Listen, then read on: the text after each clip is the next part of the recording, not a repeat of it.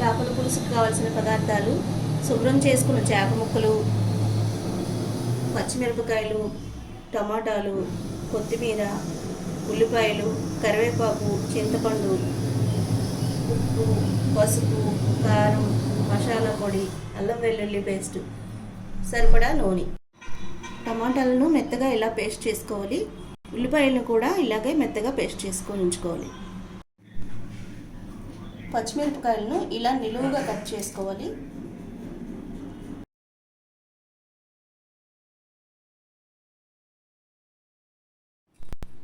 ఇప్పుడు స్టవ్ వెలిగించుకొని బాణలి పెట్టుకోవాలి. కొద్దిగా కళాయి వేడెక్కిన తర్వాత సరిపడినంత నూనె పోసుకోవాలి. నూనె వేడయ్యేలోపు మనం రెడీగా పెట్టుకుని చింతపండుని నానబెట్టుకోవాలి. ఈ వేడెక్కిన నూనెలో ముందుగా పచ్చిమిరపకాయలు, కరివేపాకు,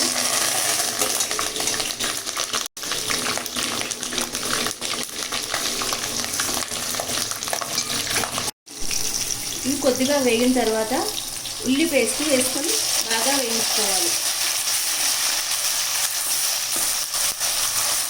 ఇలా ఉల్లి వేగుతున్న దాంట్లో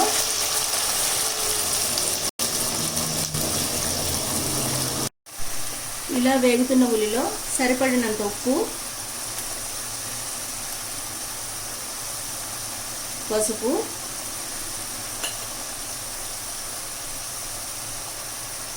కారం, మసాలా పొడి,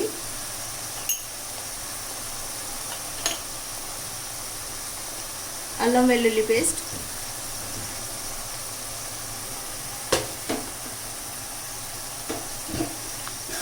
వేసుకొని శుభ్రంగా వేయించుకోవాలి.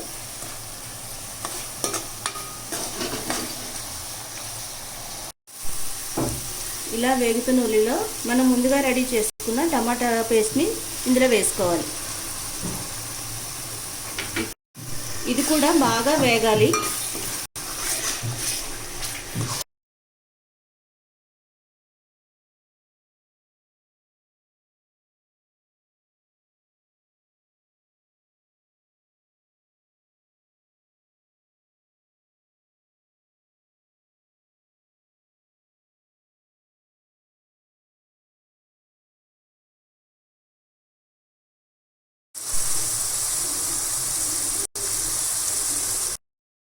ఇలా మనకి నూనె పైకి తేలే వరకు ఉల్లి బాగా వేయించుకోవాలి. వేయించుకున్న దాంట్లో మనం శుభ్రంగా కడిగి పెట్టుకున్న చేప ముక్కలను వేసుకోవాలి. ఇలా వేసుకొని ఒక 5 నిమిషాలు కదపకుండా అలాగే వదిలేయాలి. మనం కలిపితే చేప ముక్కలు విరిగిపోతాయి.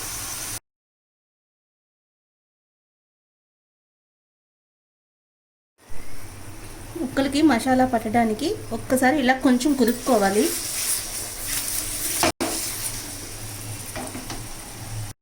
ముందుగా నానబెట్టిన చింతపండుని ఇలా రసం తీసుకొని ఈ చేపల ముక్కల్లో వేసుకోవాలి. మనం పులుసు వేసుకున్నాక అప్పుడు గరిటెతో కలుపుకోవాలి. ముందు కలిపితే ముక్కలు విడిపోతాయి.